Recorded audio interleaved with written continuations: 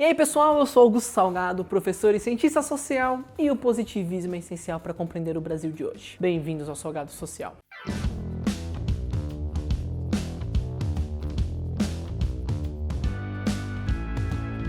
O positivismo é uma corrente de pensamento nascida na Europa lá no século XIX, principalmente na primeira metade de 1800. O contexto é muito importante porque a gente está saindo daquilo que o historiador Eric Hobsbawm chamou de a Era das Revoluções. Estamos falando de uma Europa que viu a Revolução Industrial, a Revolução Francesa, a Primavera dos Povos e outros grandes movimentos da época. Temos mudanças bruscas na política europeia nesse período, com sucessivas ascensões e quedas de grupos políticos, um enriquecimento rápido da burguesia industrial, o empobrecimento das camadas médias e baixas. A Europa passa por um processo de concentração de renda muito acelerado e de sucessivas revoltas e disputas internas, que inclusive uma coisa tinha relação com a outra. Enfim, a Era das Revoluções, esse curto período de 1789 a 1848 foi muito intenso para a Europa. A ciência passa a ser muito mais valorizada nesse período. As ciências da natureza ganham muito status. Universidades, revistas e museus são fundados por toda a Europa, inclusive em seus territórios ultramarinos, com destaque para a centralidade que a biologia vai ocupar nesse período.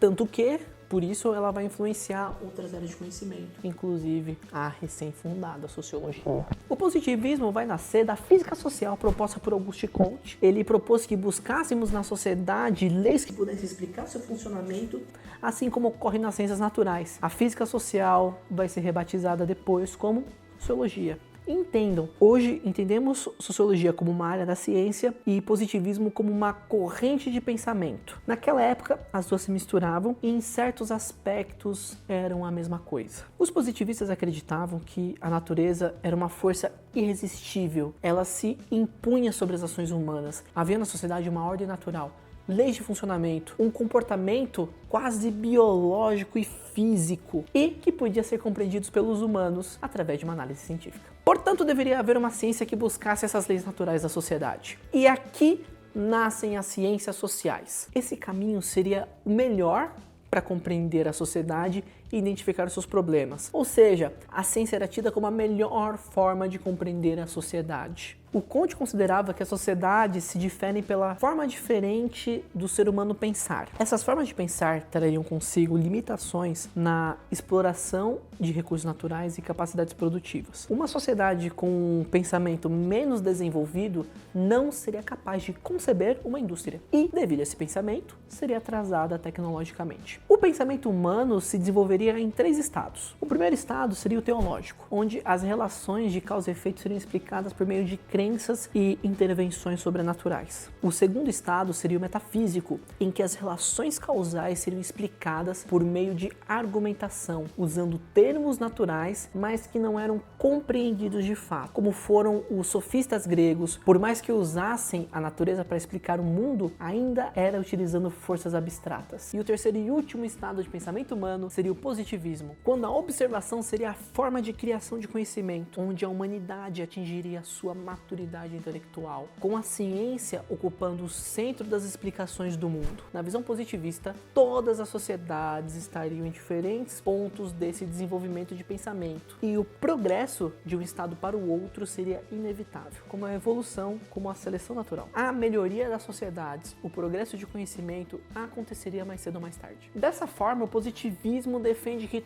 todas as sociedades caminham para um modelo avançado, desenvolvido, e que se hoje existem sociedades diferentes entre si, é porque estão em diferentes pontos nessa escada inevitável do progresso. E aqui nós temos um problemão do positivismo. A diversidade é vista como efeito colateral da diferença de níveis de desenvolvimento das sociedades. Com o progresso, com a melhoria, todas as sociedades seriam parecidas, seguindo um modelo avançado e mais efetivo, e é claro que eles colocavam a Europa como o modelo de sociedade mais avançada, e que logo todas as sociedades do mundo também seriam como ela. O positivismo coloca a Europa como naturalmente superior às outras sociedades do mundo, e que, com o tempo, inevitavelmente o mundo se tornaria mais parecido com a Europa. O positivismo é etnocêntrico. Mais que isso, o positivismo é eurocêntrico. O Comte considerava que os cientistas deveriam substituir os religiosos científicos e os industriais deveriam substituir os militares. Dessa forma, a ciência estabeleceria a moral, usando critérios científicos, e os industriais iriam garantir a paz, por perceberem que ela é mais lucrativa do que a guerra. Propondo o pensamento científico e industrialista em oposição a uma sociedade agrária, teológica e militarista. Se o outro problema que eu apontei era um etnocentrismo velado, aqui o positivismo parece ser ingênuo. Os industriais perceberiam que a paz é mais lucrativa e por isso iriam mantê-la. Sério, a paz seria garantida pela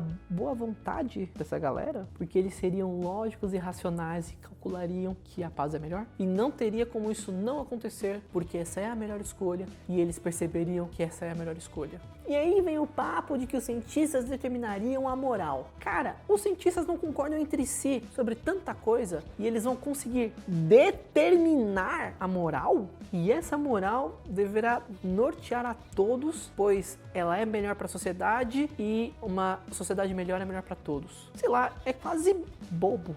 Enfim, o positivismo considera que o progresso é inevitável, é uma força natural que se impõe sobre a sociedade, a evolução do pensamento é inevitável, o domínio da ciência traria uma melhor exploração dos recursos naturais, uma racionalização da vida, uma forma melhor de ser sociedade, por uma pressão natural, bem no modelo de seleção natural. Nesse contexto, a função da ciência é garantir que a sociedade se organize para facilitar que o progresso ocorra. O progresso é inevitável. O ser humano pode atrasá-lo ou acelerá-lo. Aqui, o positivismo se coloca como reformista, contrário a teorias revolucionárias. O progresso é inevitável, mas a desordem o atrasa e a ordem o acelera. A ciência deve identificar as leis naturais, as leis positivas, compreender como a sociedade funciona e encontrar formas melhores de funcionar e de se organizar, garantindo assim estabilidade. Então, o positivismo defende a racionalização da sociedade, movida por pessoas de moral norteada pela ciência, pois assim caminharíamos mais rápido para um modelo de sociedade mais desenvolvida e melhor. Sendo que esse progresso é inevitável e todas as sociedades também tomariam esse caminho e melhorariam com o tempo. Com o lema do positivismo sendo amor por princípio, ordem por base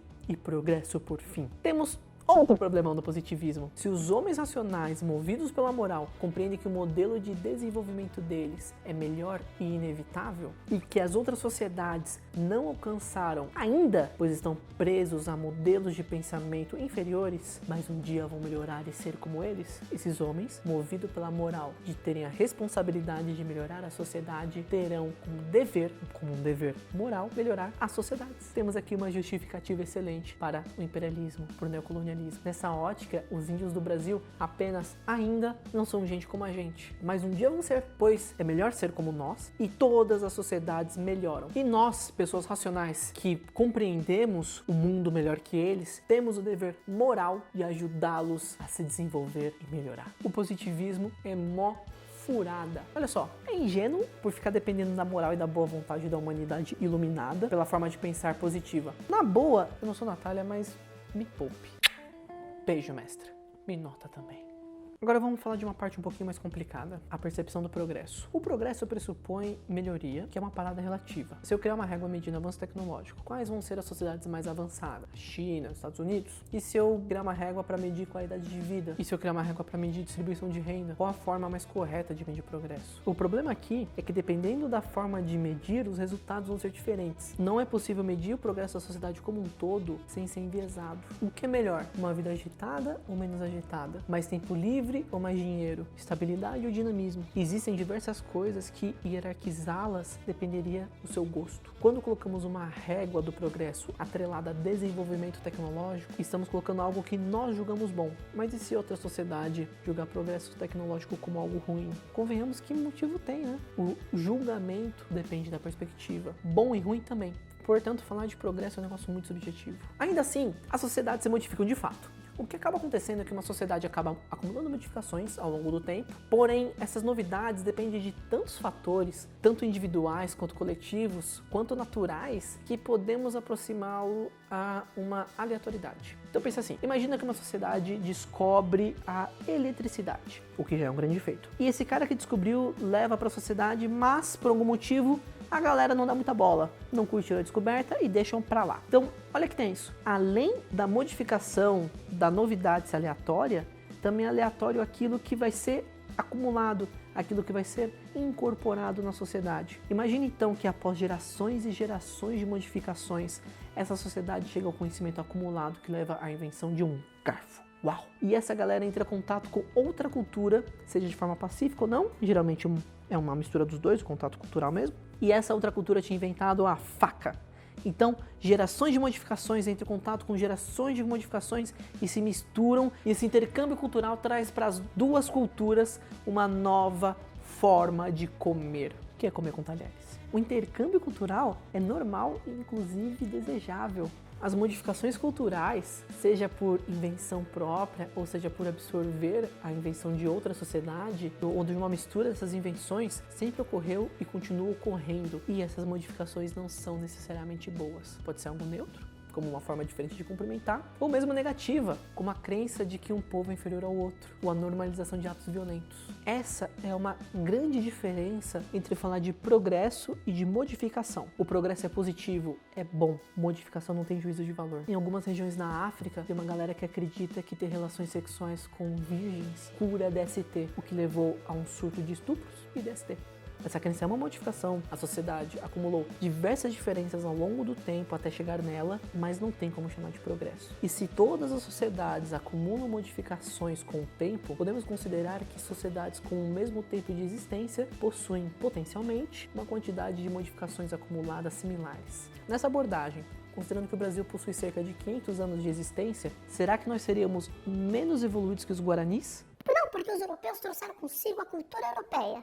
E os guaranis brotaram do chão, por acaso? Eles também não teriam seus antepassados que vieram de outras terras, trazendo outras culturas? Na verdade, nessa reflexão, considerando que todos os humanos se originam do mesmo lugar, não seria então impossível falar de progresso? Porque todo mundo vem do mesmo lugar da mesma época? Portanto, sempre que forem falar, tal sociedade é mais desenvolvida que a outra, você precisa pensar em quais critérios, pois falar de desenvolvimento como um todo não é possível, é uma régua subjetiva e etnocêntrica. Então vamos olhar para o lema do positivismo. Amor por princípio, ordem por base e progresso por fim. Amor por princípio é depender da moralidade dos homens. É uma ingenuidade. A definição de ordem dependeria da ciência para definir o que é ordenado, com a melhor forma da sociedade se comportar, e como a gente já viu, a ciência não define o melhor. Ela descreve, ela compreende. O que se faz com esses dados é um ato social e político. Em certos momentos é necessário escolher. O que é melhor para a sociedade? Dinamismo ou estabilidade? Então é claro que a ciência consegue identificar coisas melhores. É melhor sobreviver do que morrer. Porém, além desses pontos mais extremos, a gente vai entrar numa área cinza que fica muito difícil determinar o que é melhor. Em muitos casos, vai ser uma questão de escolha. Qual o rumo da economia? Devemos aumentar ou diminuir o imposto em certos fatores? Devemos privatizar ou estatizar? Tudo isso vai ser um ato político. É muito difícil a ciência conseguir bater o martelo e falar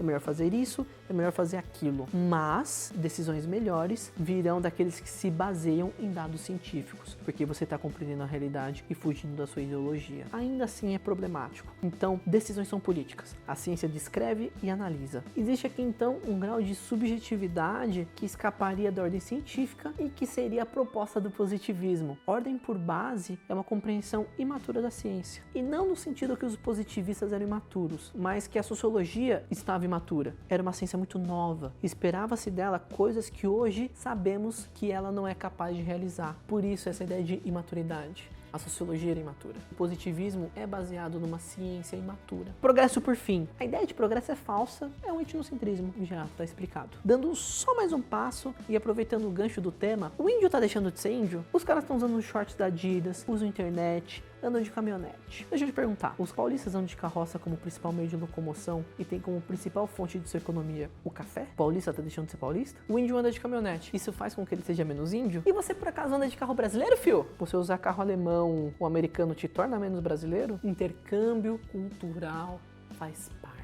Essa abordagem de querer isolar o índio, deixando essas populações intocadas, é atribuir a eles uma faceta de quase uma subsociedade. Se nós fazemos intercâmbio, porque eles não podem. E veja bem, intercâmbio é diferente de imposição, de apropriação. Eu vou ter que fazer um vídeo à parte para falar de índio com vocês, mas quando eu tiver feito, tá fixado em algum lugar. Enfim, fica aí a provocação. Bom, pessoal, espero que tenha ficado claro. Dúvidas e correções, deixa aqui embaixo nos comentários. Lembrando que eu tô usando esse canal para estudar pro mestrado, então comentar realmente me ajuda. Deixei uma sugestão, deixei uma pergunta, deixei uma correção, deixei um incentivo pro profissional de educação aqui. Deem o seu like, se inscrevam para ajudar esse professor a se aposentar, ativem o sininho para não perder os próximos vídeos e